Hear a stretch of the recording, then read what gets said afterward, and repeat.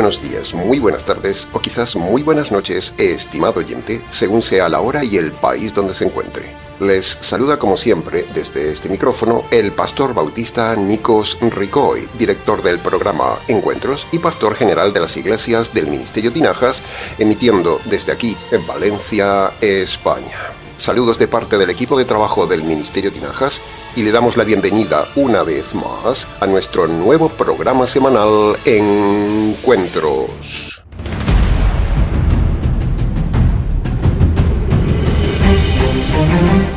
Estamos ya, estimado oyente, en la segunda parte del mini estudio expositivo de la serie de Marcos capítulo 1, versículo 14 y 15. Gracias por seguirnos. En la semana pasada hemos analizado el versículo 14, que es el contexto del versículo que analizaremos hoy, el versículo 15. Marcos capítulo 1, versículo 15 es el pasaje más utilizado en todo el Ministerio Tinajas, porque es la clave para entrar a la Iglesia de Cristo, es la clave para salvarse de la condenación eterna y es la clave para entrar al Ministerio Tinajas. Marcos capítulo 1, versículo 15 es el pasaje más explícito, más concreto y más importante para la salvación de los gentiles. Marcos capítulo 1, versículo 15 fue dicho nada más ni nada menos que por el mismísimo Señor Jesús, en un contexto precisamente de evangelización. Por lo tanto, tiene un gran peso, una gran relevancia, tiene un plus de importancia, porque es el modelo, es la clave, es el pasaje que todo predicador debe usar en su evangelismo, imitando al Maestro. Como ya hemos dicho, sin Marcos capítulo 1, versículo 15 no hay salvación. Ningún otro pasaje del Nuevo Testamento es tan claro, tan directo y tan necesario para la salvación de un alma. Por eso todo predicador de toda iglesia que no use Marcos capítulo 1, versículo 15 para la salvación de su audiencia es un falso predicador. Observe todas las campañas evangelísticas de los telepredicadores. Escuche a los predicadores en internet, escuche a su pastor y usted verá que no usa nunca Marcos capítulo 1, versículo 15 para la salvación de su alma. Por lo tanto, su alma no es salva. Si el predicador no usa Marcos capítulo 1, versículo 15, ese pastor no está convertido, no es salvo, y usted tampoco, porque si no se predica ese pasaje, es porque ese pasaje no está en el corazón del predicador. Y Jesús dijo que se predica lo que hay en el corazón. De la abundancia del corazón habla la boca. Así que ahí tiene, estimado oyente, la superimportancia de este pasaje. Primero es el pasaje para la salvación de los gentiles, y segundo es el filtro que determina si un predicador está evangelizando correctamente o no. Si a usted no le han predicado nunca Marcos capítulo 1, versículo 15, no es salvo y el predicador tampoco. Si a usted no le han predicado Marcos capítulo 1, versículo 15, a usted le han enseñado una fórmula de salvación equivocada. Marcos capítulo 1, versículo 15 es tan importante que no entendemos cómo los predicadores de hoy, pastores, pastoras, sacerdotes y rabinos, nunca lo usan para la salvación de las almas, sino que usan otros métodos, siendo que el Señor mismo no usó otro método ni fórmula, sino que Jesús puso como modelo, como inicio y como base para poder entrar al reino, Marcos capítulo 1, versículo 15. ¿Quiere usted entrar al reino de Dios? ¿Quiere ser salvo? ¿Quiere tener el perdón de sus pecados? ¿Quiere reconciliarse con Dios? Entonces necesita obedecer 2 mandamientos, 2 requisitos, 2 condiciones, 2 pasos. Necesita obedecer Marcos capítulo 1, versículo 15, que son precisamente los marcos de la puerta estrecha que le dan acceso al reino.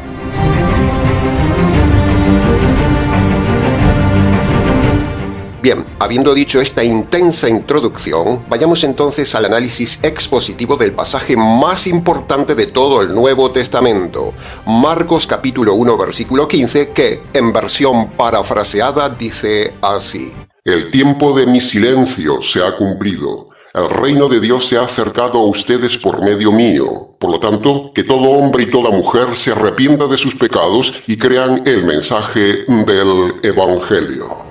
Bien, dividiremos entonces el pasaje de hoy en 4 partes para su mejor comprensión.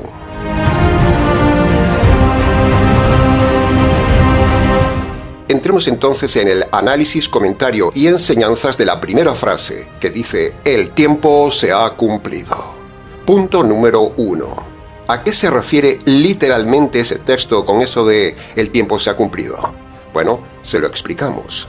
Esa frase se refiere a que el tiempo del silencio del Señor, el tiempo de estar callado, el tiempo de espera para inicio de su ministerio, ya se había terminado y ahora Él empieza su ministerio público evangelístico y salvador, que lo acabará unos 3 años y medio después, cuando vuelva a repetir la misma frase en Juan capítulo 19, versículo 28, cuando dice: todo está cumplido. ¿Qué frase, estimado oyente? ¿Qué frase de Juan? Una de las frases más importantes de la Biblia. Con la frase de Marcos capítulo 1, versículo 15, Jesús da inicio a su ministerio. Y con la frase de Juan capítulo 19, versículo 28, Jesús da por cumplido su ministerio. 2 frases, un ministerio. Punto número 2. Si el punto número 1 es que Jesús el Mesías ya vino y el tiempo ya había llegado de su manifestación pública, entonces los ciegos rabinos y judíos que siguen esperando la venida del Mesías están haciendo el ridículo, porque el Mesías, Jesús, ya vino, cumplió las profecías, cumplió toda la ley, así que, señores judíos, ¿qué están esperando? Están haciendo el ridículo con eso del nuevo templo y creyendo que Jesús va a venir pronto. Y por otro lado, para los pastores falsos que le hacen a usted tratar de cumplir el antiguo pacto, habría que recordarles y revelarles que Jesús dijo en la cruz: todo está cumplido, consumado es. Eso significa que Él ya cumplió todo y ya no hay que cumplir nada del antiguo pacto, señores pastores, señores sacerdotes y señores rabinos.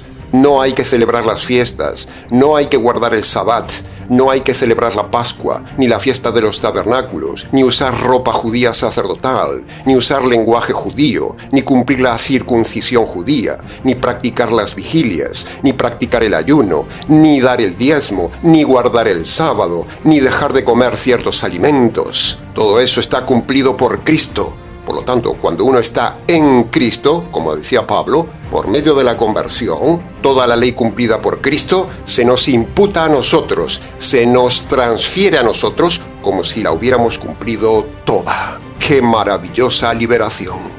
La ley de Moisés solo la podía cumplir Cristo, para luego transferirnos por medio de la doctrina jurídica de la imputación, transferirnos todo el cumplimiento de la ley como si la hubiéramos cumplido. Esa sencilla frase, "se ha cumplido", no solo derriba por tierra el judaísmo que no cree que el Mesías ya ha venido, sino que también derriba el sábado del adventismo, derriba el ayuno y el diezmo del pentecostalismo, derriba el sincretismo del mesianismo, derriba los ritos del catolicismo tomados del judaísmo, como por ejemplo el sacerdocio, el altar, el sacrificio de la misa, etcétera, etcétera. También derriba a la Iglesia ortodoxa, que es una copia de la Iglesia de Roma. Derriba a los anglicanos, que son una variable rebelde del catolicismo. Y derriba a los calvinistas presbiterianos con el engaño de que el bautismo es la continuidad de la circuncisión. Todas estas iglesias que hemos nombrado siguen cumpliendo cosas del antiguo pacto porque no se han dado cuenta de la intensidad de esta pequeña frase: "se ha cumplido". Por lo tanto, el antiguo pacto está abrogado. Seguir cumpliendo lo que el Señor ha cumplido es ofender al Señor, que ya lo ha hecho, y es blasfemar contra el Espíritu Santo, que nos enseña que el antiguo pacto está abrogado porque Cristo lo ha cumplido. Todas estas iglesias están en rebelión por seguir practicando lo que ya está abrogado y no aceptar la nueva teología neotestamentaria. La cosa es grave, estimado oyente, por eso estamos aquí, para enseñar la verdad.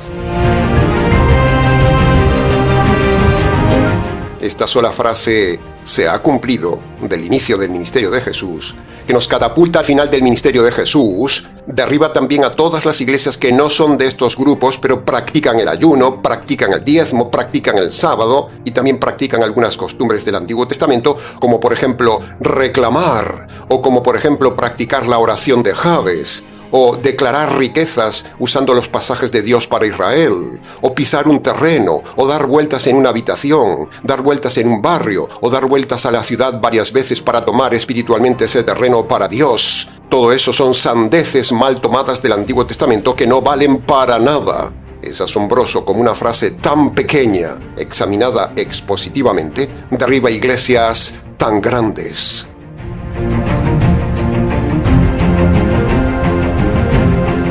Y punto número 3 de la primera frase. Como aplicación personal para usted, usando esta frase redirigida a usted, le decimos, estimado oyente, aproveche este tiempo presente. No haga como los miles de personas de aquel tiempo de Jesús que no aprovecharon el privilegio de tener la verdad en persona en aquel tiempo. No desaproveche este tiempo de oír este canal, estimado oyente. Recuerde que Dios da un tiempo, viene, se presenta y luego se va. Así hizo Jesús. Vino en el tiempo oportuno, como dice aquí él mismo, dio oportunidad, estuvo un pequeño tiempo y luego se fue. Recuerde que Dios le puede cortar el tiempo, como lo hizo con el faraón, que le dio solo 10 oportunidades y luego lo mató. Recuerde que Dios le dio un tiempo a la generación del diluvio y luego los mató a todos. Recuerde también que Dios le dio una oportunidad de tiempo limitado a Nínive con tan solo 40 días. Recuerde que siempre es así. Dios da un tiempo, pero luego se lo corta. ¿Cuántos vídeos lleva escuchando usted del canal y aún no se ha convertido por medio de Marcos capítulo 1 versículo 15? ¿Cuántos, estimado oyente? Usted está jugando con su alma. Le volvemos a recordar lo que dice Segunda de Tesalonicenses capítulo 2 versículo 10 y 11. Por si acaso Dios aún no le cerró a usted el tiempo de su paciencia. El texto dice: los que se pierden por no haber recibido la verdad que les hubiera salvado. Por eso, por haber rechazado la verdad, Dios mismo les envía un poder engañoso que les impulsa a creer la mentira, de tal manera que serán condenados todos los que se resistieron a creer la verdad y se complacieron en la mentira. Tiemble, estimado oyente, tiemble ante este pasaje. Usted en su soberanía, en su libre albedrío, decide recibir o rechazar la verdad del Evangelio que le estamos dando y que Dios le está dando. Somos siervos del Dios Altísimo como si Dios rogara por medio nuestro. Aproveche este tiempo para convertirse por medio de Marcos capítulo 1 versículo 15.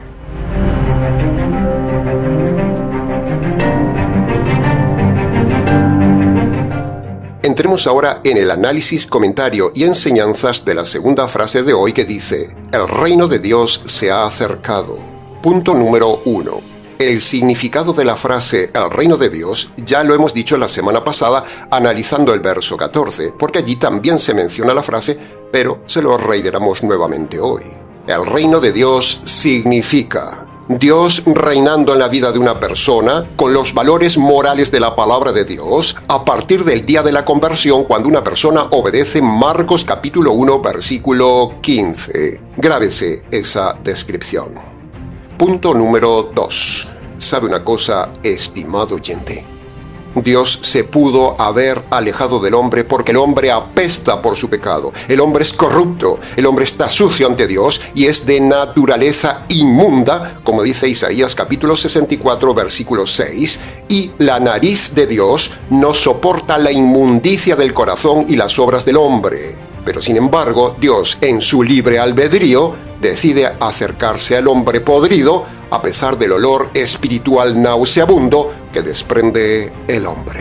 Eso es lo que la gente no ve, estimado oyente, y lo que los predicadores no predican. La gente se cree que Dios le ama, pero en realidad Dios está a punto de vomitar al hombre. Ni Dios ama al hombre, ni el hombre despierta amor en Dios. El hombre despierta náuseas en Dios. Usted y yo apestamos delante de Dios como leprosos, pero sin embargo, Él se acerca. El primer acercamiento de Dios a usted es por medio de la paciencia. El segundo acercamiento es por medio de su Hijo. Y el tercer acercamiento de Dios a su vida es por medio de este canal. Dios se ha acercado a usted. ¿Qué hará usted, estimado oyente?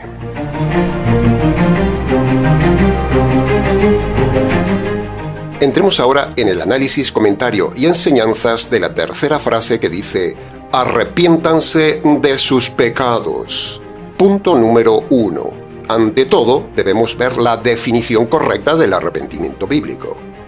El arrepentimiento correcto y bíblico, no el arrepentimiento que le enseñan en las iglesias de hoy, consiste en: primero, reconocer fríamente los pecados cometidos delante de Dios. Segundo, abandonar los pecados que esté cometiendo actualmente. Punto. Esto es el arrepentimiento. De nada sirve reconocerlos y no abandonarlos.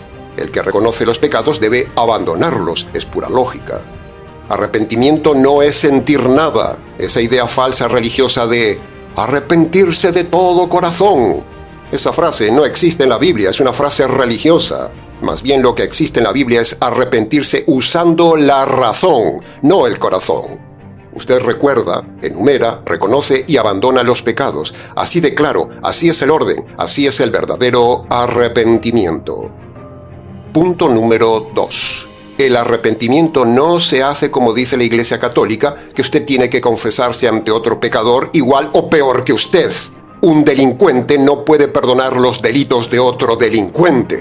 La confesión católica al sacerdote es un invento, es un retorcimiento de aquella frase de Juan capítulo 20, versículo 23 que dice: a quienes les perdonen los pecados les serán perdonados. Esa frase no significa que un sacerdote perverso pueda perdonarle a usted sus pecados, sino que la frase significa que tenemos el poder de que sean perdonados los pecados de alguien si le enseñamos la forma correcta del perdón de los pecados por medio de Marcos capítulo 1, versículo 15. Se lo repito, tenemos el poder de que sean perdonados los pecados de las personas si le enseñamos la forma correcta del perdón de los pecados por medio de Marcos capítulo 1, versículo 15. Si la gente obedece lo que le decimos, sus pecados le son perdonados. Si no le enseñamos a la gente Marcos capítulo 1, versículo 15, sus pecados quedan retenidos en la persona. Por eso es tan importante enseñar correctamente la Escritura y es tan importante enseñar Marcos capítulo 1, versículo 15, que es lo que perdona los pecados. Para preguntas de este tema, si quiere, escríbanos. Punto número 3. Los pecados tampoco se perdonan como dicen las iglesias evangélicas usando fuera de contexto aquel pasaje de 1 de Juan capítulo 1 versículo 9 que dice: si confesamos nuestros pecados, Él es fiel y justo para perdonar nuestros pecados y limpiarnos de toda maldad. Los pastores se llenan la boca con ese pasaje, pero ese pasaje no es para los inconversos. Ese pasaje y forma de perdonar es solo para los que ya están convertidos y usted no está convertido, usted no es salvo, estimado oyente, si está metido en alguna de esas iglesias donde le enseñan precisamente este pasaje. Tampoco arrepentirse solamente perdona los pecados. El arrepentimiento solo, sin evangelio, tampoco perdona los pecados. No sirve de nada. El arrepentimiento tiene que ir acompañado del evangelio. En las iglesias solo le enseñan que pida perdón a Dios y que se arrepienta. Pero eso solo así es antibíblico y antijurídico. No le perdona los pecados por mucho que usted se arrepienta. El arrepentimiento siempre debe estar acompañado de la fe en el Evangelio. Sin Evangelio, el arrepentimiento que le estamos explicando ahora no le valdría de nada. Punto número 4. Si usted sabe tan solo un poco de gramática básica, usted verá que la palabra arrepiéntanse está en modo imperativo, o sea, es un mandamiento. No dice si quiere, arrepiéntanse. No dice cuando usted quiera, arrepiéntanse. No dice al final de su vida, arrepiéntanse. No. No dice déjelo para más adelante. No. Sino que ese pasaje es un mandamiento para hoy, ahora y ya. Arrepiéntanse. Por lo tanto, estimado oyente, usted no puede darse el lujo de no arrepentirse, de dilatar el arrepentimiento. Eso no es una opción, es obligatorio. Y si no lo hace, acumula más castigo para el día del juicio y la cárcel eterna, y usted corre el riesgo de que Dios le cierre la puerta y ya no le dé oportunidad de arrepentirse. Cada día que usted rechaza arrepentirse, usted tendrá más sufrimiento por rebelión a la autoridad divina que le manda que se arrepienta.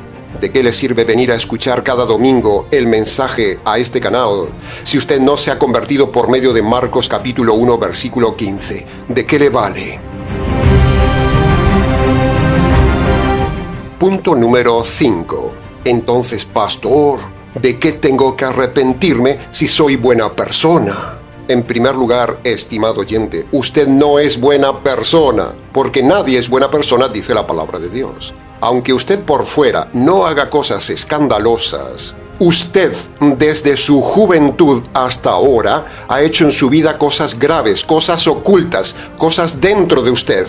Incluso, y aunque no las haya hecho, ha tenido intenciones de hacerlo, y eso también es pecado. Algunas personas, aunque parecen buenas por fuera, son terribles por dentro. La Biblia dice que todo ser humano es perverso y engañoso ante Dios. Así que para demostrar esto, a continuación le vamos a dar una lista básica de pecados a modo de ejemplo que le ayudarán a recordar pecados cometidos en su vida desde su juventud y así usted vea dos cosas. Primero, con esta lista que le vamos a dar, usted verá que no es tan buena persona como se cree. Y segundo, la lista le ayudará para que vea de forma concreta de qué tiene que arrepentirse ante Dios. Así que, en los siguientes minutos, escúchenos con atención. Desde su juventud hasta ahora, usted ha tenido muchos malos pensamientos. Pensamientos de odio, de rencor, de envidia, de maldad, de venganza, de ganas de matar y pensamientos de inmoralidad. Desde su juventud hasta ahora, usted ha dicho montones de mentiras, aunque no se acuerde. Ha tenido constantes malas actitudes, ha tenido envidias, ha robado alguna vez, aunque no se acuerde. Se ha vengado, ha sido rebelde a los padres, a los profesores o a la autoridad. Alguna vez ha sido deshonesto, alguna vez se ha peleado físicamente con alguien. Y si esa pelea se le hubiera ido de las manos, usted hubiera matado. La pelea es pecado. No puede negar que le gusta el dinero. También a veces ha querido tener más de lo que tiene, o no ha dado nada de lo que tiene, ha sido tacaño. ¿Cuántas veces la arrogancia, la amargura, la desobediencia, la pereza han rondado en su vida? ¿Cuántas veces ha sido perezoso? Todo eso es pecado. Pero no solo eso, también se ha metido en pleitos, ha insultado, ha dicho palabras sucias, ha traicionado la confianza de alguien alguna vez, se ha quejado muchas veces ante Dios y ha murmurado en la vida. Ha sido terco no dando el brazo a torcer cuando veía que algo era verdadero. O la ira le ha dominado y entonces ha cometido maldades. Todo esto usted alguna vez lo ha hecho en su vida desde su juventud hasta ahora. ¿Cuántas veces ha hecho las cosas mal hechas? ¿Cuántas veces ha perjudicado a otras personas? ¿Y qué le parece el pecado de la impaciencia? O el maldecir, o el burlarse de los demás, o como ya hemos dicho, palabras sucias, o la autocompasión, o el manipular a los demás para salirse con la suya, o el maltrato de los demás. Los hombres, ¿cuántas veces han sido machistas? Y las mujeres, ¿cuántas veces han querido ser como los hombres con el falso feminismo? La ideología de género es pecado. Los trans están en pecado. Los afeminados están en pecado. Todo eso es perversión. La prepotencia del carácter, el mal carácter, la borrachera, los celos, el desprecio, el enojo, el mal genio, la desconfianza, la imprudencia al hacer las cosas, la frivolidad, la tacañería, la calumnia, la ambición desmedida de tener más y más, el pecado americano de querer tener más y más grande. Anhelar el sueño americano es pecado. Anhelar el sueño europeo es pecado porque es avaricia. El ser descarado es pecado. Cuando la gente pide y pide pero no da nada, eso es ser descarado. Hacer trampas es pecado. La terquedad, el mal testimonio ante los demás, la blasfemia, la idolatría de las imágenes, ir a la iglesia es pecado.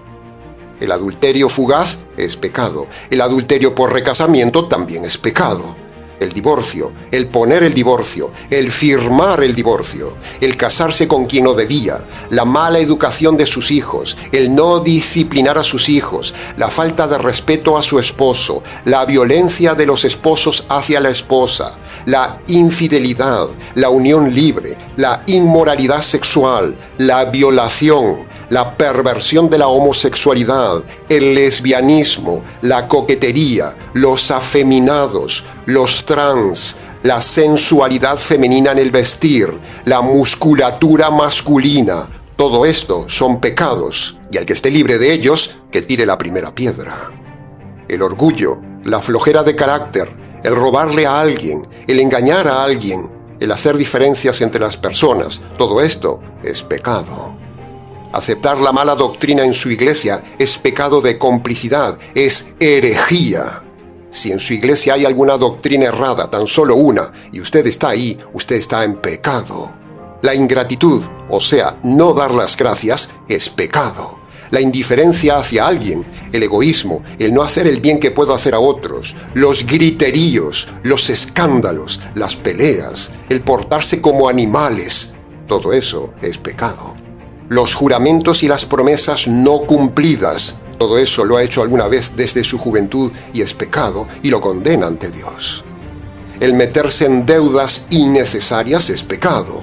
El creer en el horóscopo, en los adivinos, en la suerte, en los santeros, en la religión de la muerte, en la Pachamama, en el vudú, en el espiritismo, etcétera, etcétera, todas estas cosas ocultas son pecado. Jugar a la lotería es pecado porque no es la forma que Dios da al hombre de ganar el dinero. Si usted es supersticioso en algo, es pecado.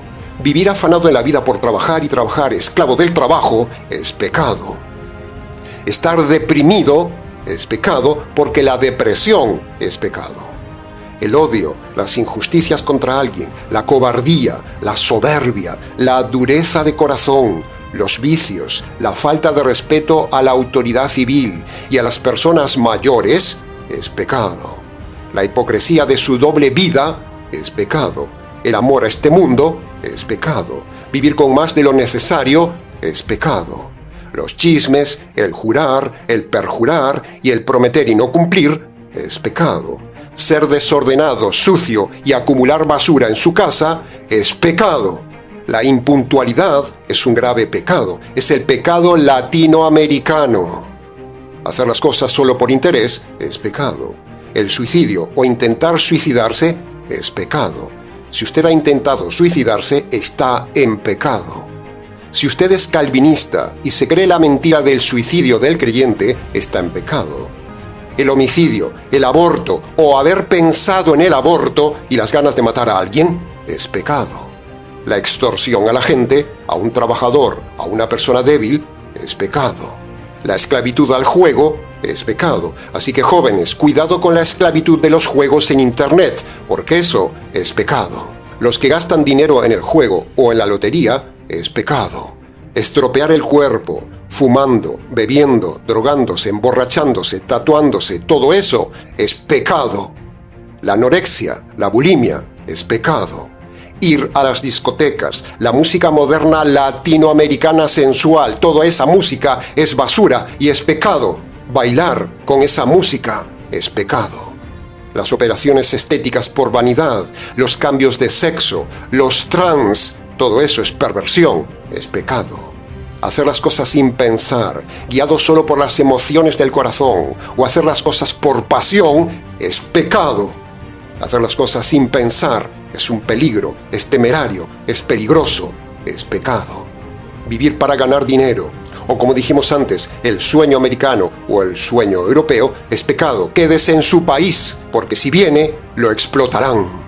Los miedos, las fobias, los traumas, los trastornos compulsivos, los vicios, ir al psicólogo o al psiquiatra, o tomar medicamentos antidepresivos dados por el psicólogo o al psiquiatra, es pecado. Tratar mal a los padres es un grave pecado. El no leer la Biblia, el no hacer la voluntad de Dios según su palabra y estar en contra de Israel, todo esto es pecado.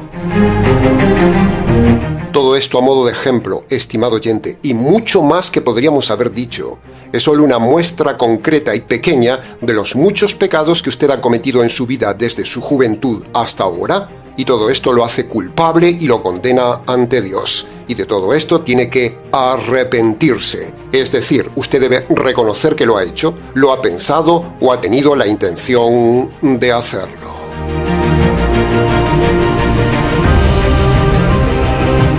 Y punto número 6 de la tercera frase.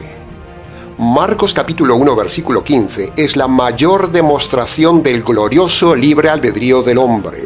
No hay pasaje más claro en el Nuevo Testamento que muestre el libre albedrío que Marcos capítulo 1 versículo 15. Marcos capítulo 1 versículo 15 es uno de los pasajes más contundentes en contra de la teología calvinista. Un calvinista no puede contra Marcos capítulo 1 versículo 15. Es un pasaje irrefutable que desenmascara el falso calvinismo y demuestra el libre albedrío que hay en el hombre. Es más, Marcos capítulo 1 versículo 15 es un pasaje donde Jesús muestra que toda persona debe ejercer el libre albedrío para salvarse. Más allá del sinnúmero de pasajes en la Biblia que muestran que la salvación no depende de la soberanía de Dios, sino que depende de la soberanía del hombre, Marcos capítulo 1 versículo 15 es el más contundente, porque es el pasaje dicho por el mismo Señor Jesús y es una bofetada en toda la cara a los falsos calvinistas. Piense esto y razone esto. Si la persona para salvarse debe ejercer libremente la acción de arrepentirse, eso implica que el hombre tiene libre albedrío cuando aún es inconverso, porque cuando la persona va a ejercer el arrepentimiento, en esos momentos antes aún es inconverso. Por lo tanto, el libre albedrío se tiene desde antes de la conversión, antes del arrepentimiento. Por otro lado, cuando la persona va a ejercer el primer paso, es decir, arrepentirse, el pasaje no muestra que el hombre tenga alguna asistencia de Dios o del Espíritu Santo y ni aún tiene fe, porque la fe es el segundo paso, dice Marcos capítulo 1 versículo 15. Por lo tanto, teológicamente hablando, el hombre en estado de perdición, en estado depravado, siendo enemigo de Dios, este pasaje muestra que puede razonar y puede decidir en su libre albedrío arrepentirse sin ayuda de Dios. El arrepentimiento es un don innato de Dios a todos los hombres, y aquí se demuestra. Si Dios manda a todos los hombres que se arrepientan de sus pecados, eso es libre albedrío implícito, y es porque Dios a todos de forma innata les dio el don del arrepentimiento y ahora les manda que lo usen. El don del arrepentimiento no es un don dado solo a un grupo, como dicen los calvinistas. Eso no lo dice el texto, señores calvinistas retorcidos. Cuando Jesús le dice a todo hombre aquí que si quiere entrar al reino tiene que hacer dos cosas, eso es el libre albedrío en estado puro, señores necios calvinistas. Por otro lado, los calvinistas dicen que el hombre no puede arrepentirse ni ir a Dios porque está totalmente depravado. Por eso Dios es el que lo elige, el que lo lleva, el que lo llama para salvarse, pero eso es falso. Si el hombre estuviera totalmente depravado, Dios no le mandaría tomar estas dos decisiones, porque la depravación total se lo impediría aunque Dios lo llevara. La Biblia dice que el hombre está parcialmente depravado, no totalmente depravado como dicen los depravados calvinistas. Y eso se demuestra en este pasaje donde el hombre puede oír la voz de Jesús, razonar lo que le espera, tiene voluntad y tiene innato el libre albedrío antes de arrepentirse. Por lo tanto, con esta evidencia queda derribada la teología calvinista de que el hombre está totalmente depravado y que no tiene libre albedrío. Este pasaje niega la soberanía de Dios sobre el hombre. Se lo repito, este pasaje niega la soberanía de Dios sobre el hombre.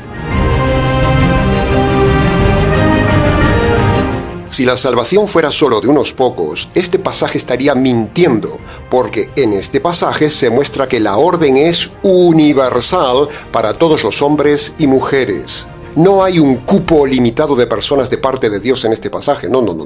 Ni siquiera se insinúa que la entrada al reino es solo para unos pocos, ni se insinúa la soberanía de Dios en este pasaje.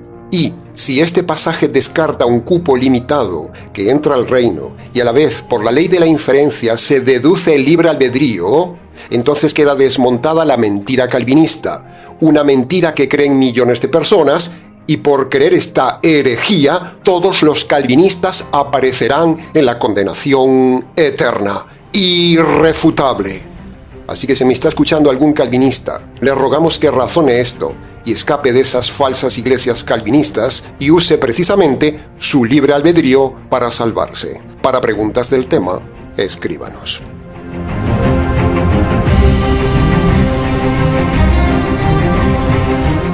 Y entremos ya en la cuarta y última frase del estudio de hoy que dice: crean el Evangelio.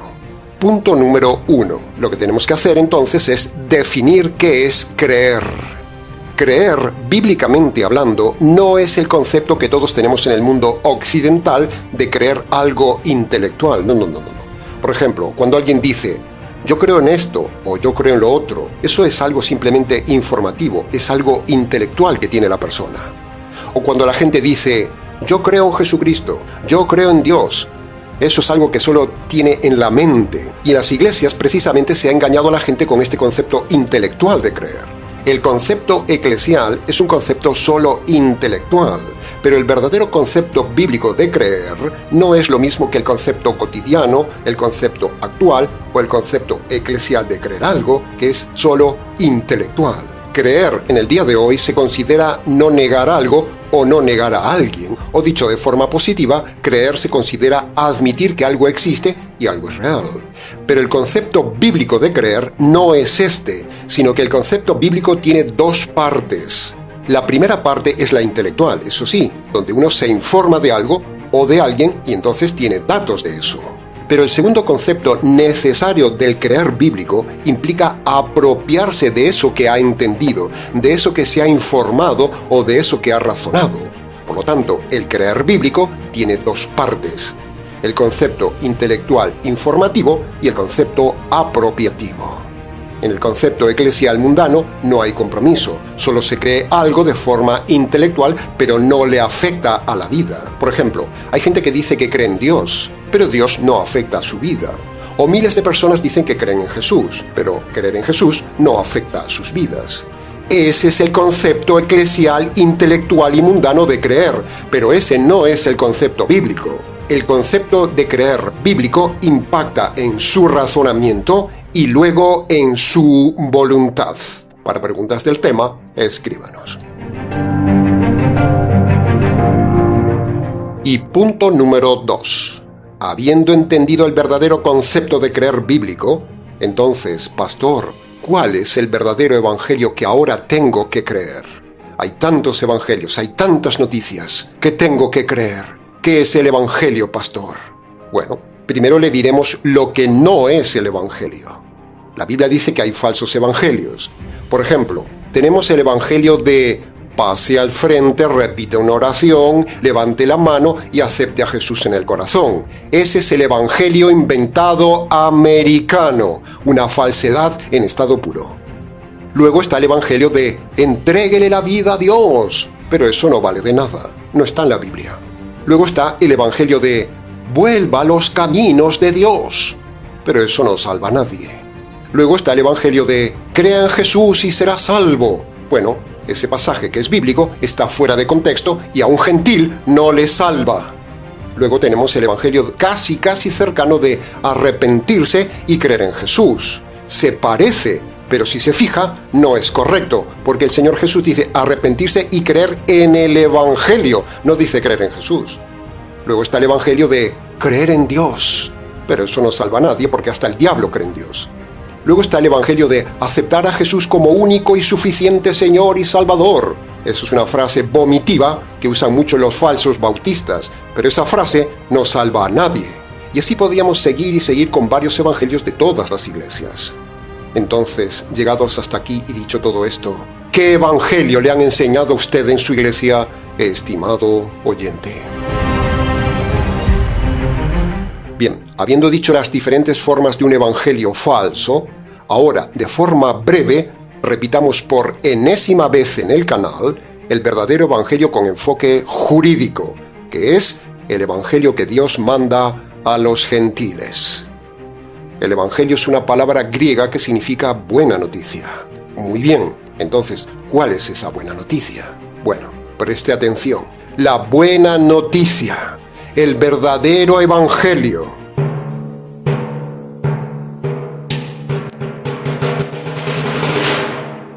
es que la justicia que merece recibir el hombre de parte de Dios por sus pecados, esa justicia Dios la desvía y la descarga sobre el hombre inocente, el Señor Jesús. Esta es la buena noticia, pero esto así solo, por muy bueno que suena, aún no le salva a usted. Porque Dios dice que ahora usted no solo debe enterarse y razonar esta buena noticia, sino que usted ahora, en su libre albedrío, debe agarrar por la fe esa justicia caída sobre el Señor Jesús, y entonces sí, Dios, el juez, lo verá a usted inocente como si nunca hubiera cometido delitos, porque al agarrarse de la justicia caída sobre el Señor Jesús, Dios lo ve a usted ya ajusticiado y lo ve inocente. ¿No le parece una noticia maravillosa?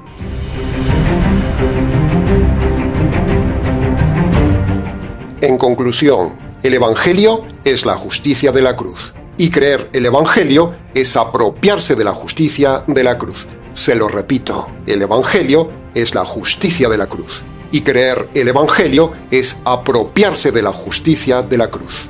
Cuando usted entiende esto con su razón y luego se apropia por la fe con su libre albedrío, eso es creer el Evangelio que le dejará entrar al reino.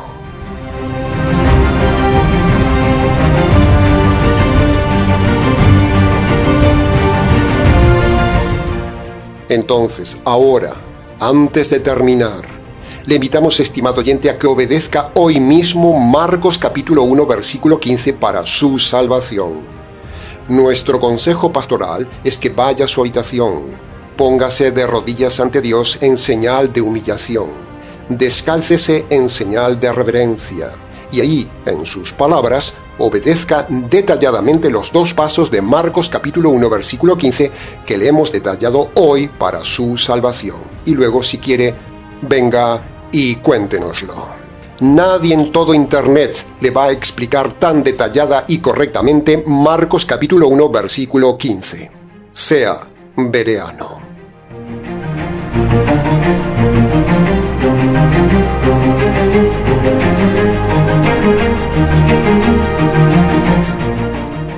Bien, hasta aquí con el estudio de la miniserie de Marcos capítulo 1 versículo 14 y 15. Se nos ha hecho un poco largo, pero valió la pena. Mucho más se pudo haber dicho del tema, pero con lo dicho ha sido suficiente para su enseñanza y su reflexión. Para preguntas del tema, escríbanos. ministeriotinajas@gmx.es. Ahora, antes de terminar, queremos invitarle una vez más, como la semana pasada, a ser colaborador voluntario de este canal. Tenemos ya más de 380 vídeos en el canal que evidencian nuestra sana doctrina, nuestra radicalidad y nuestras enseñanzas. Si hemos hallado gracia a sus ojos, le rogamos, estimado oyente, que se anime a ayudarnos para sostener el canal. Muchas gracias anticipadas. Y también muchas gracias a los que están confiando en nuestro trabajo pastoral y están ayudando a este ministerio a seguir adelante. Cada vez vamos creciendo más. Muchas gracias también a los colaboradores. Nada más por hoy, estimado oyente. Les ha compartido la verdad, solo la verdad y nada más que la verdad del tema, como siempre, quien les habla, el pastor bautista Nikos Ricoy, expositor bíblico del Ministerio Tinajas, emitiendo desde aquí, en Valencia, España, para todos los oyentes hispanoamericanos en diferentes partes del planeta.